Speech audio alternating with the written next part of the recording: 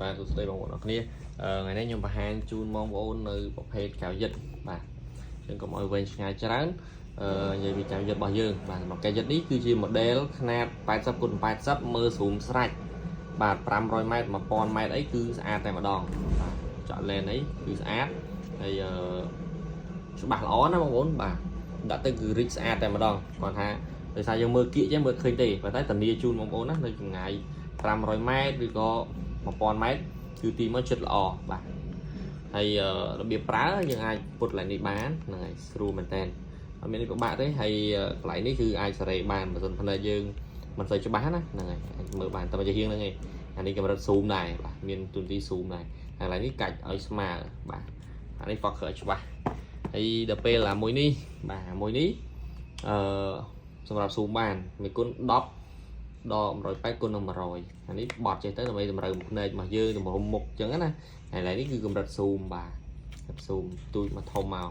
ហើយកន្លែងនេះគឺសម្រាប់សេរីឲ្យច្បាស់បាទសេរីច្បាស់ហ្នឹងហើយហើយអាគូតនេះដូចជាមិនសូវជាចាំបាច់មូលសេរីទេតែមូលសេរីបានណាតែបងប្អូនមើលច្បាស់អញ្ចឹងមូលសេរីហ្នឹងបានដូចគ្នាអានេះគឺខាងក្រោយហើយនេះខាងមុខបាទពិសេសមែនតើចောက်ឲ្យច្បាស់ល្អតែម្ដងបងប្អូនណាច្បាស់ល្អអញ្ចឹងសម្រាប់បងប្អូនគាត់ចង់បានតម្រូវការប្រភេទកៅយិតនេះសម្រាប់មើលដើរព្រៃអញ្ចឹងណាមើលទៅភាពឆ្ងាយមកកផ្លេអញ្ចឹងសម្រាប់មកកផ្លេហ្នឹងគឺមានជាមួយនឹងកតាបឲ្យទុកដាក់មួយហើយកណាត់ជូតហើយនឹងខ្សែស្ពាយអញ្ចឹងខ្សែហ្នឹងអាចស្ពាយបានបងប្អូនចងខាងនេះមកស្ពាយបានអញ្ចឹងណាហើយនេះគឺកម្រិត zoom អីអញ្ចឹងលេខរបស់វាអញ្ចឹងគឺច្បាស់ល្អ